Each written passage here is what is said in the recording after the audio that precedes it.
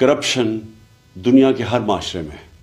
لیکن جو کرپشن ایک معاشرے کو، ایک سوسائٹی کو، ایک ملک کو تباہ کرتی ہے وہ ایلیٹ کی کرپشن ہے، وہ جس کو کہتے ہیں رولنگ ایلیٹ۔ جب وہ چوری کرنا شروع کرتی ہے، جب پرائم منسٹر پیسے چوری کرتا ہے، جب اس کے منسٹرز کرتے ہیں، جب پریزیڈنٹس کرتے ہیں، یا پھر جس کو کرونی کیپٹلزم کہتے ہیں کہ وہ بڑے بڑے بزنس ہاؤسز کے ساتھ مل کے جب چوری کرتے ہیں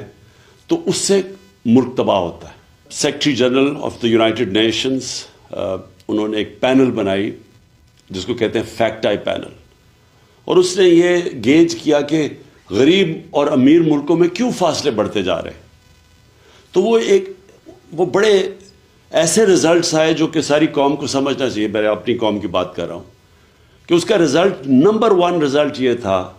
کہ ہر سال غریب